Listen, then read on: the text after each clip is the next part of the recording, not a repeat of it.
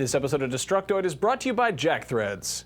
Coming up on Destructoid, I got to play Assassin's Creed 3 last week, and now I can finally talk about it. Borderlands 2 might not be gory enough for you, and Mark of the Ninja is coming to PC. All that and more right now on Destructoid.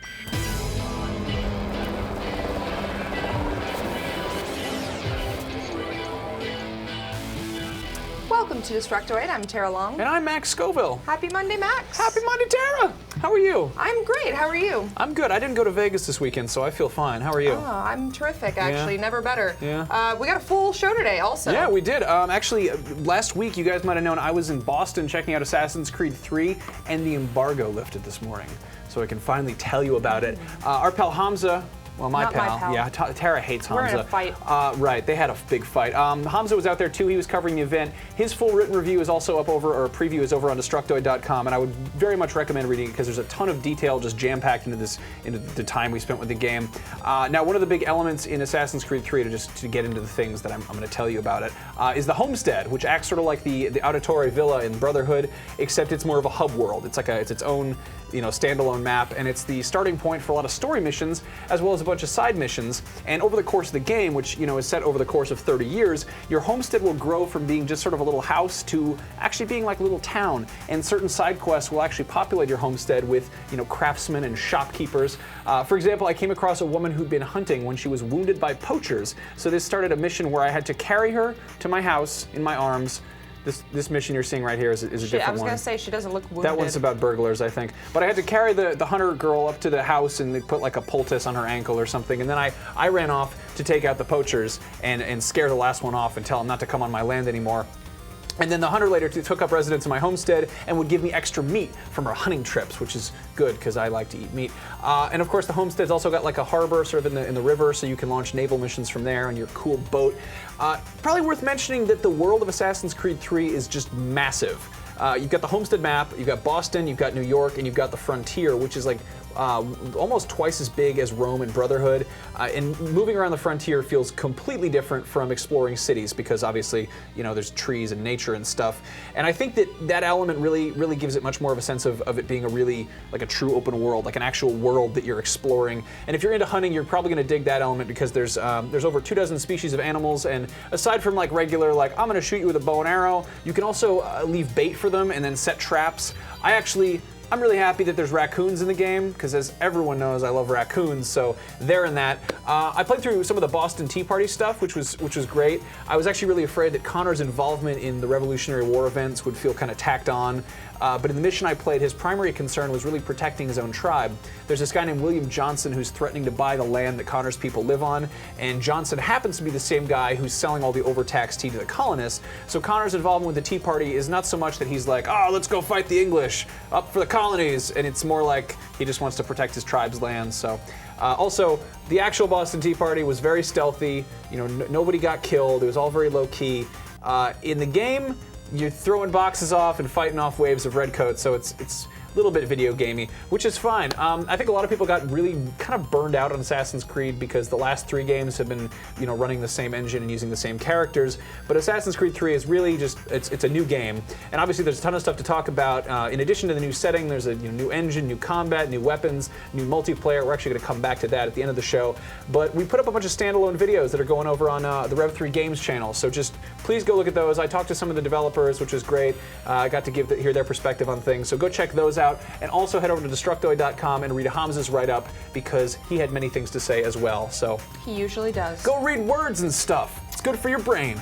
That it is. All right, so Borderlands 2 has been out for almost a week now, and despite universally positive reviews, some fans are upset and have even gone so far as to boycott it because they say it's not gory enough. No. There is currently a 76-page long thread on the Gearbox forums right now called Headshots, No More Heads Exploding, in which gamers have expressed concern over the lack of dismemberment in Borderlands 2. Just dismemberment, general gore. There's a lot less of it this time around. And if you spent any time in the game's menu system, you might have noticed that there is actually a censor gore option that allows you to toggle blood, guts, and dismemberment on or off.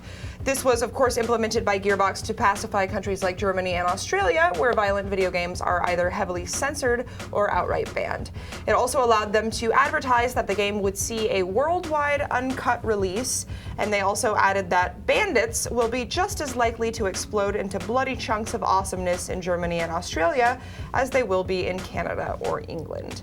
The problem is that even when you turn that feature off, the game is still way less gory than the first Borderlands. So whereas in the first one you could land a headshot and see a dude's head explode right off, or you could watch him burn to death after being shot with an elemental fire weapon, neither of those things happens in Borderlands 2, and in fact, dismemberment doesn't really seem to be an option at all. The only vague resemblance I noticed was that I could shoot the arms and legs off of robots, but that's about it. You can also shoot, corrosive weapons, but it's not nearly as gory as it was in the first one.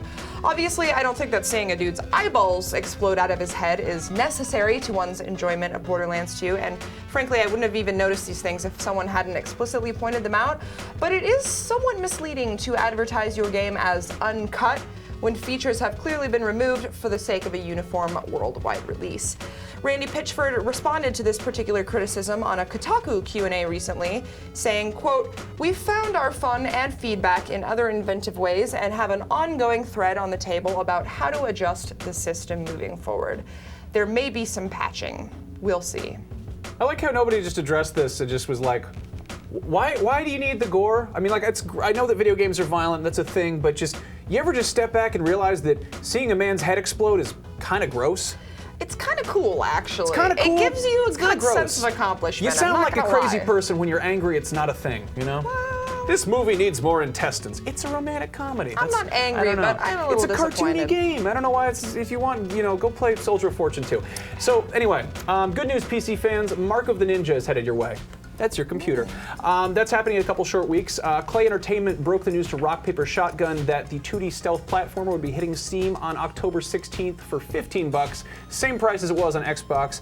And in case you missed it, the game was extremely well received when it came out at the start of this month. Our pal Anthony Carboni reviewed it on Rev3 Games and gave it our buy it rating. That's our rating, buy it.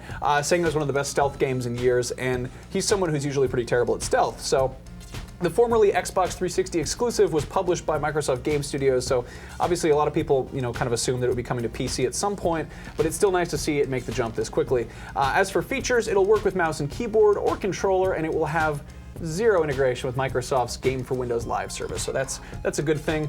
While we're at it, another piece of awesome news for PC fans: the XCOM Enemy Unknown demo is now available through Steam. You've probably heard me talk about this game because I think it's cool and it has aliens in it. So if you have a PC, just go download it right now. It's a good, fun thing, and it's simple. Just do that. Just go right now. Go. Do it. Everybody says it's awesome.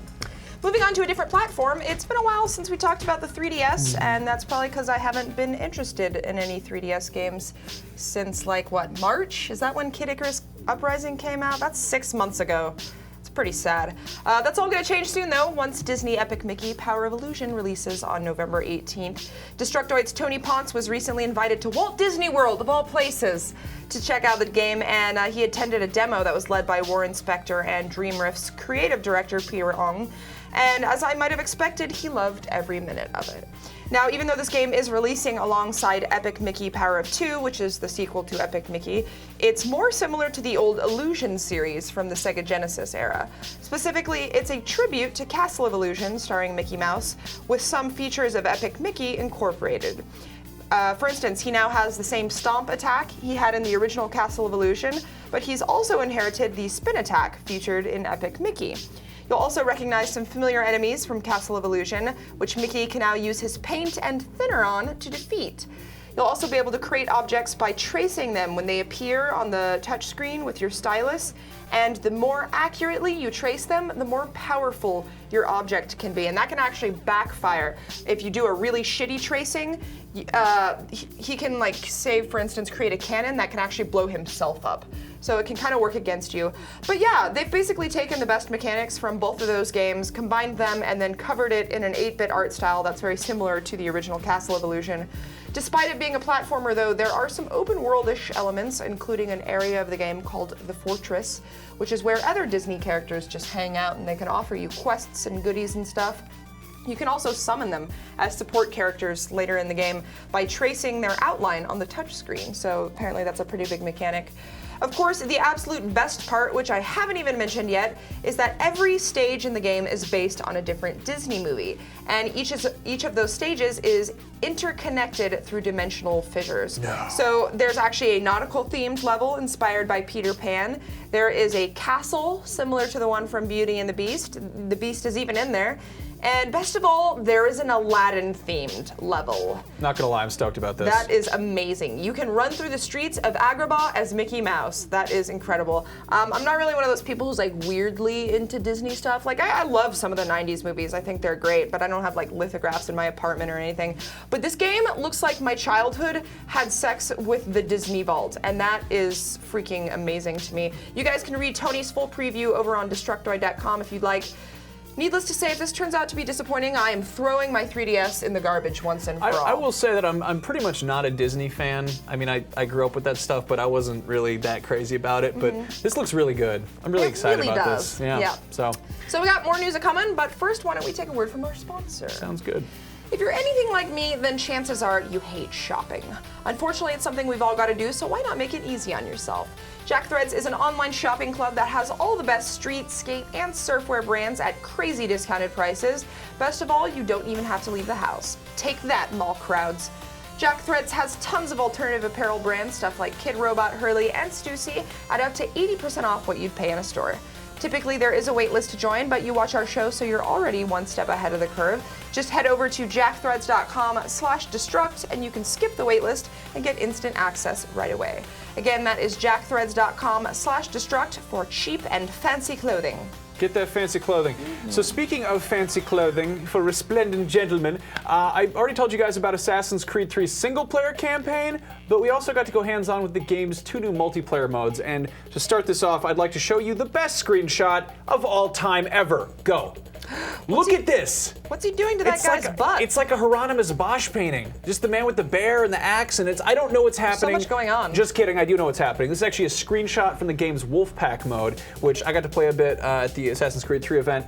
This is Assassin's Creed 3's cooperative multiplayer mode. You're part of a team of 4, a pack of wolves, if you will, and you're given a set of assassination targets that you need to take out before a timer runs out. And if you take them out before the time expires, you'll get a new set of targets somewhere else on the map, along with a timer bonus. So it's sort of like an inverse horde mode.